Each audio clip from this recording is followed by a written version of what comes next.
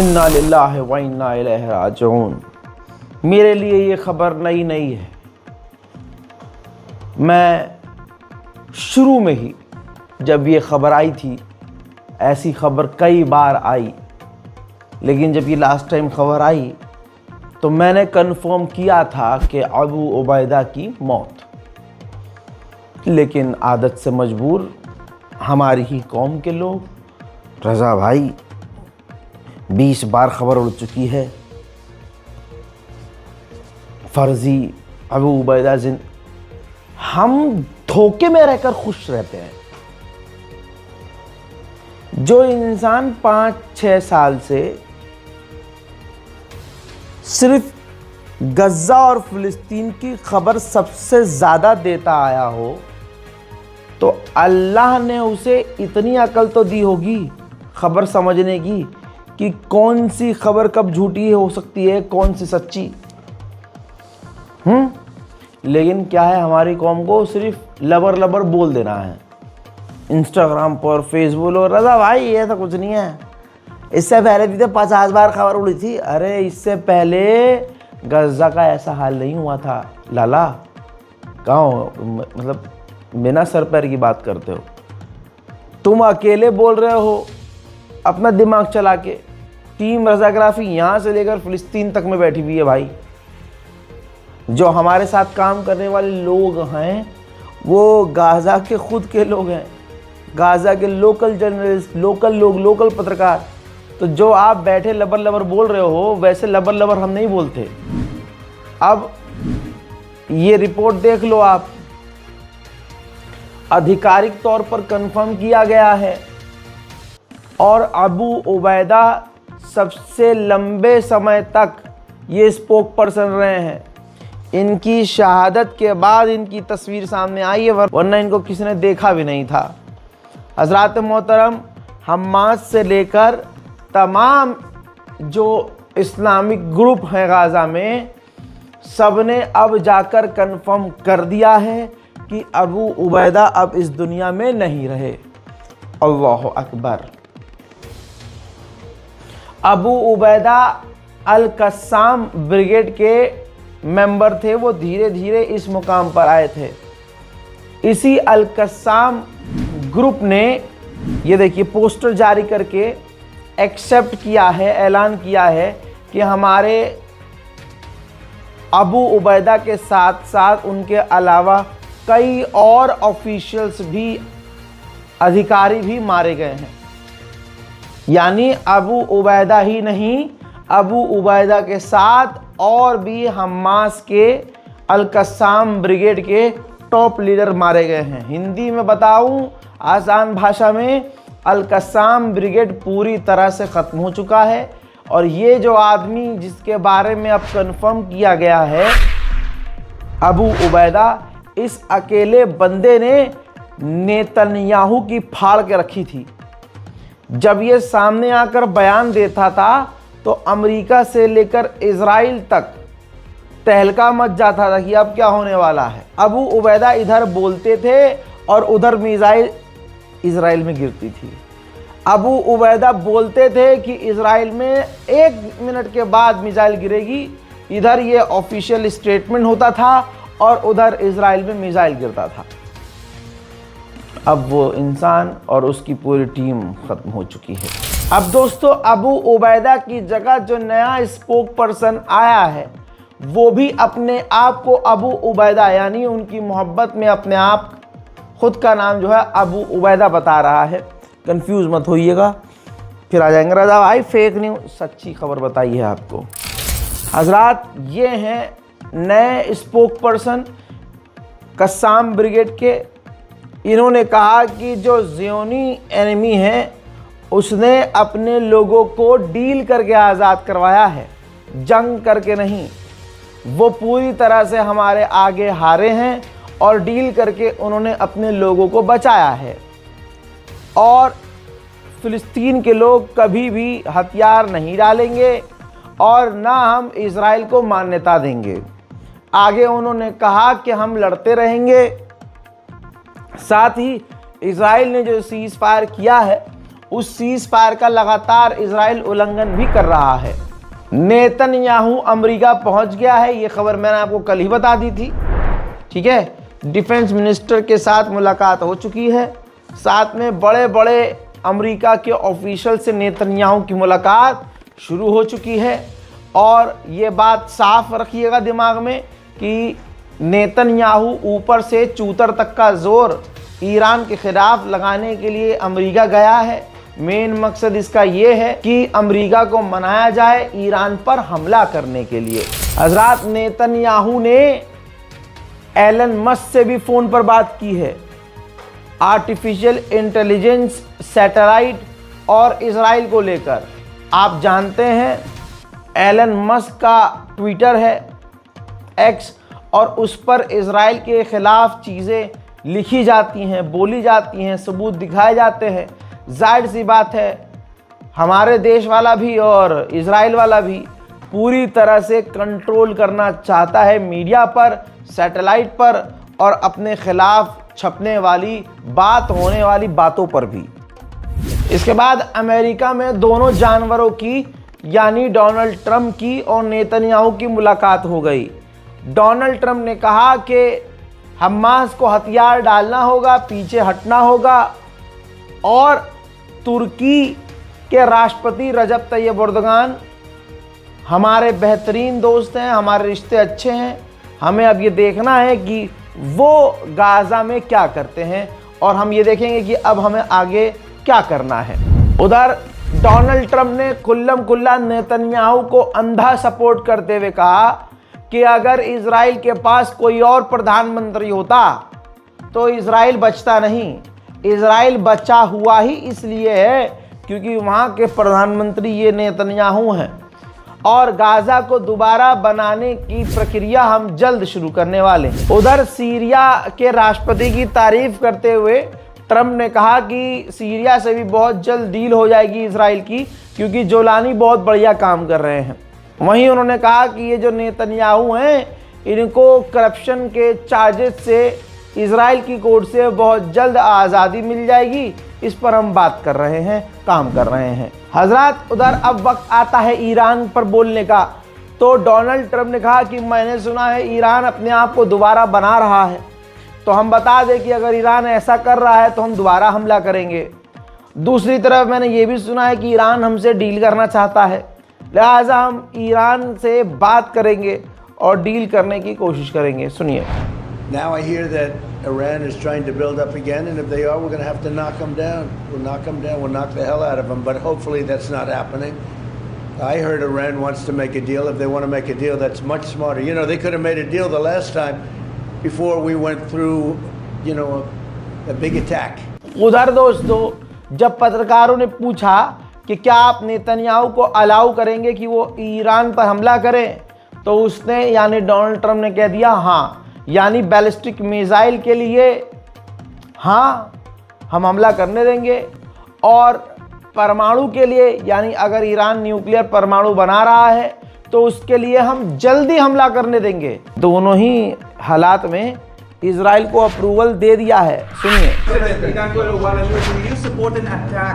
Israeli attack on Iran if Iran will not have a deal, if Iran will continue with their ballistic missiles and also nuclear weapons. If they will continue with the missiles, yes, the nuclear, fast.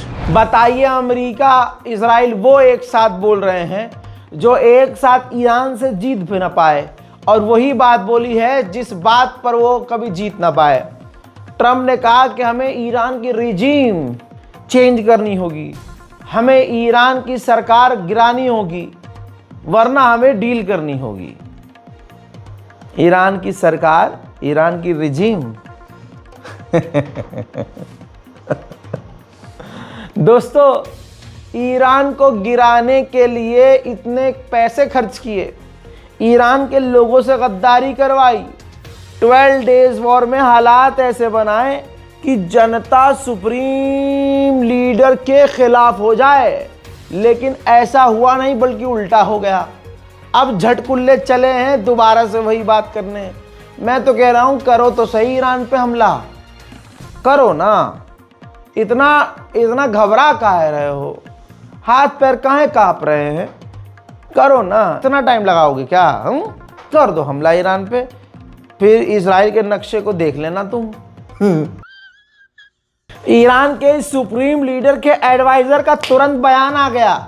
इधर Donald Trump ने हगा और उधर Iran के supreme leader का बयान आ गया। क्या बयान है? ये रहा प्रूफ। ईरान के सुप्रीम लीडर के एडवाइजर ने कहा है कि अगर हमारी मिसाइल और हमारे ड्रोन सिस्टम के ऊपर बयान दिया जाता है, रोकथाम की जाती है और कोई भी कार्रवाई की जाती है या गलत कदम उठाया जाता है, तो हम जवाब ताकत से देंगे, बलपूर्वक देंगे, यानी पूरी तरह से मुंह तोड़ जवाब देंगे। अब सोचिए, जब ईरान के सुप्रीम लीडर के एडवाइजर खुल्लम खुल्ला जवाब दे रहे हैं मैदान में आके और ये कह रहे हैं भाई हम तो मारेंगे, बहुत मारेंगे भाई, तो सोचिए ईरान का मूड क्या होगा। उधर हमास ने स्टेटमेंट जारी करके कहा है कि हमें अभी भी डोनाल्ड ट्रंप पर इतना भरोसा है कि अगर डोनाल्ड ट्रंप चाहे तो वो पीस करवा सकते हैं, डील करवा सकते हैं और इजराइल पर प्रेशर बनाकर हर तरह से मजबूर कर सकते हैं कि इजराइल सीज फायर ना तोड़े। पहली बात हमास से यही कहूंगा, जब पिछवाड़े में नहीं अगूदा तो काहे लंका में कूदा। जो आपने जबरदस्ती घुसकर, ये जो इशारा ट्रैप किसका था? ट्रैप नेतन्याहू का था। आप फंस गए, आपने घुसकर इजरायली लोगों को कत्ल कर दिया। यही हुआ था ना 7 अक्टूबर 2023 को। आपके लिए बॉर्डर ढीला छोड़ा, आप घुसे, आपने काम कर दिया, आपने सोचा आपने तो तीर मार लिया, वो हो आपका ऑपरेशन कामयाब। फिर क्या हुआ? दुनिया ने देखा कि अब तक मार रहा है इजराइल आपको। फिर अब आपको अमेरिका पर भरोसा है, डोनाल्ड ट्रंप पर भरोसा है। भाई वाह हजरात, सऊदी ऑफिशियल ने बड़ी बात कही। सऊदी ऑफिशियल ने कहा कि इजराइल ने सोमालिया लैंड को मान्यता देकर सऊदी अरब को अपने से और दूर कर दिया है। डील हो सकती थी, बातचीत हो सकती थी, हालात सुधर सकते थे, लेकिन अब इसका उल्टा हो गया। सऊदी अरब की सरकार अब इजराइल से और दूर हो गई है। उधर सोमालिया के 2 टुकड़े तो इजराइल ने कर दिए, सोमालिया लैंड अलग हो गया, सोमालिया अलग रह गया। अब सोमालिया वाले इलाके में जो इनोसेंट इलाका है, वहां के लोग फिलिस्तीन के लिए सड़कों पर उतरे हुए हैं। देखिए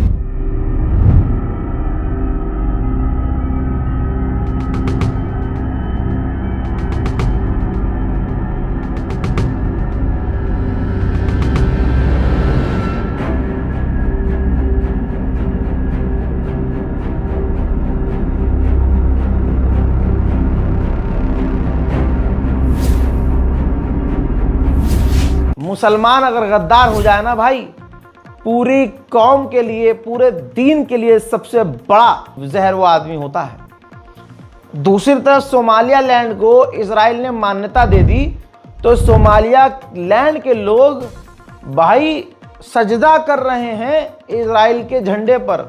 नाउज़ुबिल्लाह, ये तस्वीर देखिए। अल्लाह अकबर, अस्तगफिरुल्लाह, तौबा तौबा तौबा तौबा। देखिए इजराइल के झंडे पर सजदा, अल्लाह अकबर। इसलिए कहता हूं मुसलमान नाम का होना जरूरी नहीं है।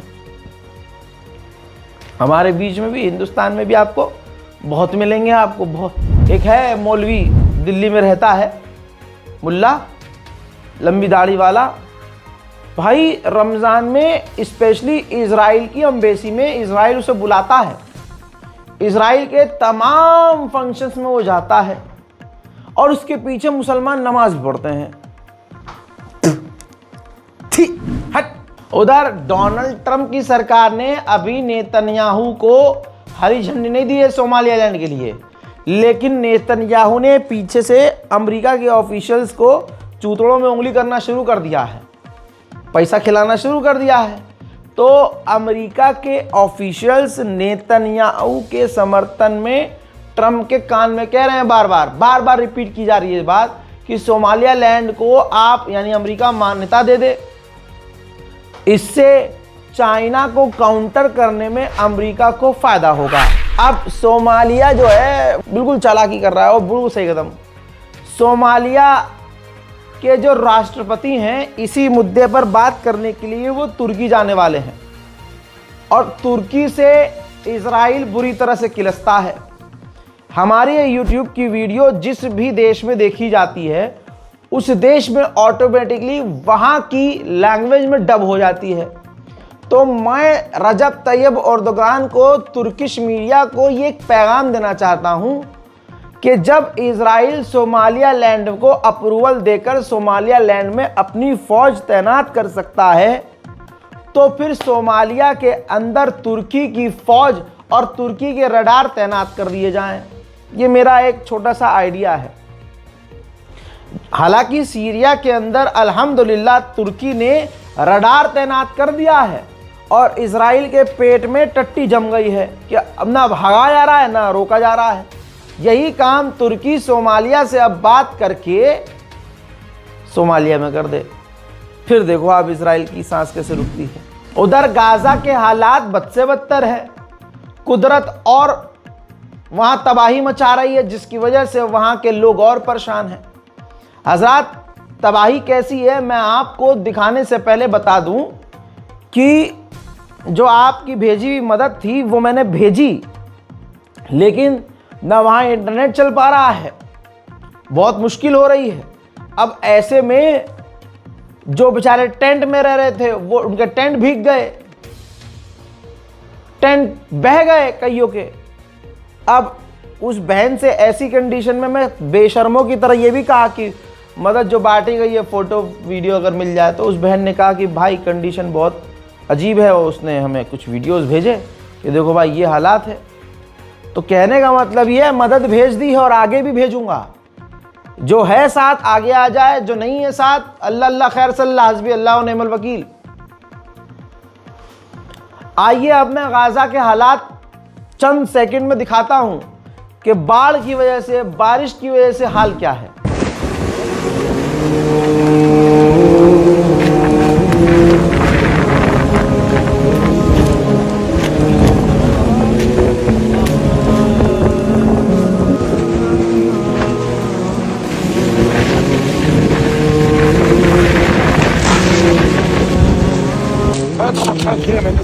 على اشرف الحاطين الخيول جميع الخيام يا جماعه قد غرقت بسبب الامطار وبسبب موج البحر يا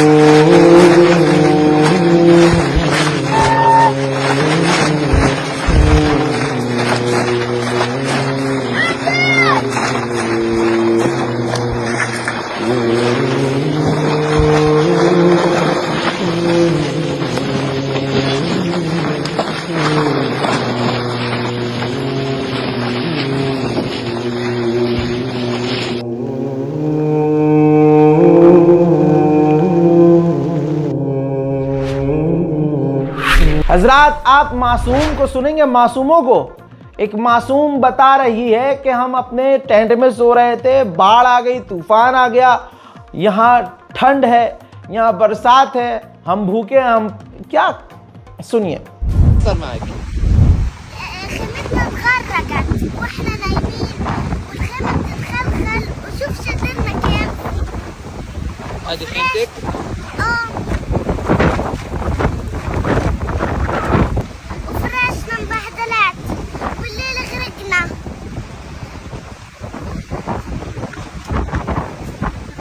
كيف نمت الليلة؟ हजरात, गाजा के अंदर सैकड़ों बिल्डिंग इस तूफान और बरसात की वजह से गिर चुकी है और रिपोर्ट क्या आ रही है, ऐसी बाढ़ और बरसात और तूफान की वजह से 30,000 और बिल्डिंग्स गिरने की कगार पर है। जिन 30,000 बिल्डिंग्स में लगभग 1.5 लाख फिलिस्तीनी रहते हैं, यानी 1.5 लाख फिलिस्तीनी मुसीबत में हैं। यूएई गद्दार मदद को आगे नहीं आ रहा है, सऊदी अरब बेगैरत मदद को, कोई अरब देश ऐसे हालात में गज्जा के लिए आगे नहीं आ रहा है, कोई ह्यूमैनिटेरियन ग्राउंड पर मदद नहीं कर रहा है। आप क्या समझेंगे गाजा के हालात को भाई। ठंड की वजह से जहां 26 लोग मारे गए, जिन 26 में 6 गोद के बच्चे थे। हम तो मुर्दा हो चुके हैं भाई, और हम तो हिंदुस्तानी मुसलमान। हम हिंदुस्तान के मुसलमान पर जुल्म होता है तो हमारी चोंच बंद रहती है। हमें सारी ताकत अपने मुसलमानों पर ही दिखानी होती है। एक मुसलमान की मुसलमान से लड़ाई हो, फिर देखो आप बदमाशी, कितना बड़ा डॉन होता है सामने वाला। गैर से पंगा हो जाए, गैर हमारे मुसलमानों को मार जाए, बजरंग दल जगह जगह पर हमारे मुसलमानों का कत्ल कर रहा है, पैगंबर इस्लाम को गाली बक रहा है। कहाँ है मुसलमान? नदारद।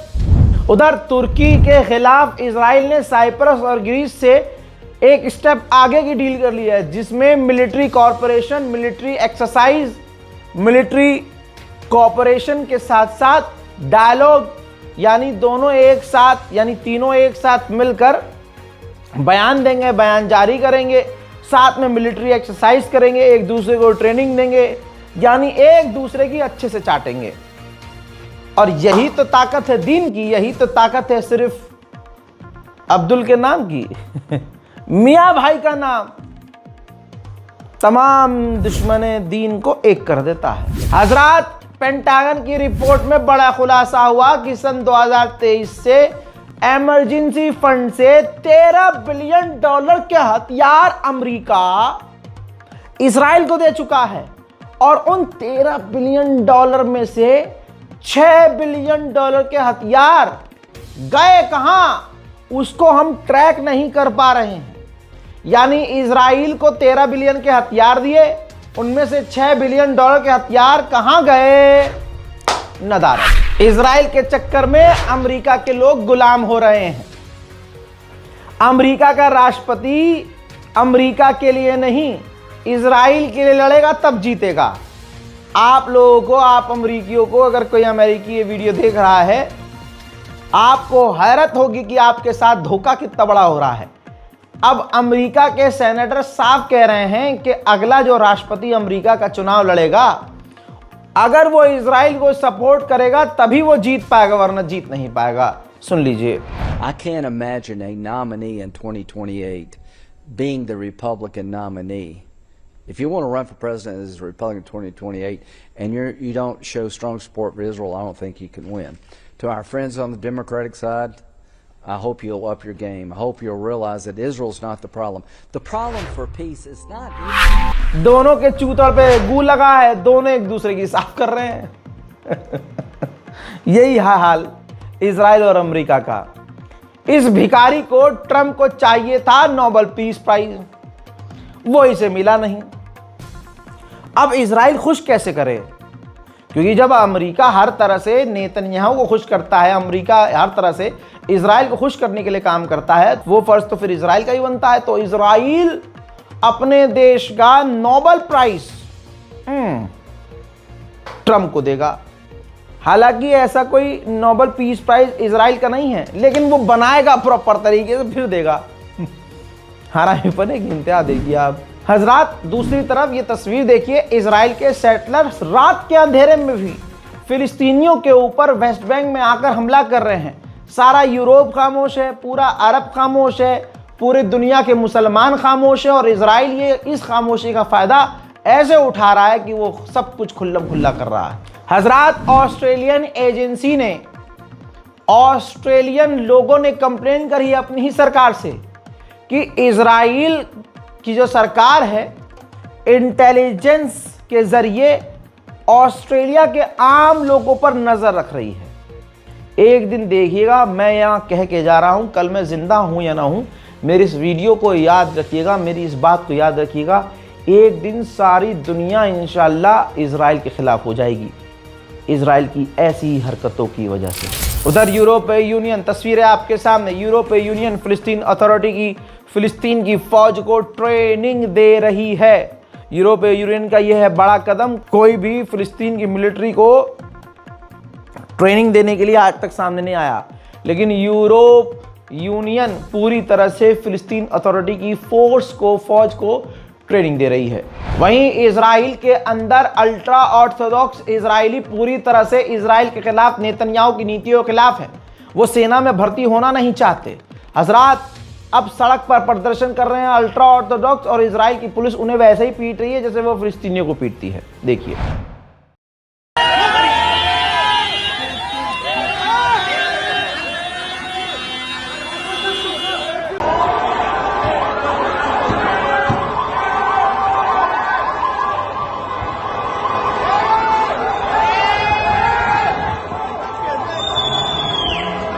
हजरात, उधर इजराइल का जो नरसिंहलैंड सरस्वती है, बेंजीवीर, ये देखिए, सेना की ताकत के साथ, फौज की ताकत के साथ फिलिस्तीन के इलाकों में दिन दहाड़े गया, जिसका विरोध दिलेर फिलिस्तीनियों ने किया खुल्लम खुल्ला कि हमारे इलाके से वापस जाओ, बाहर जाओ। तलवार, चाकू और हथियार के दम पर यह पहुंचा था, लेकिन फिलिस्तीनियों ने जमकर इसका विरोध किया। लेकिन एक बात मैं आपसे कहना चाहता हूं, एक फिलिस्तीनी तो भाई, इनका तो कोई कंपैरिजन नहीं है, लेकिन सब्र की मिसाल अगर देखनी है दुनिया को, तो आज हिंदुस्तान के मुसलमानों को देख लो, सब्र कितना है। बस मैं यही कहूंगा कि सब्र के साथ मुसलमानों को थोड़ी जुर्रत भी दिखानी होगी, हिम्मत भी दिखानी होगी। हजरात, उधर यमन के ऊपर सऊदी अरब के फाइटर जेट लगातार उड़ रहे हैं, एयर सपोर्ट यमन की फोर्स को दे रहे हैं।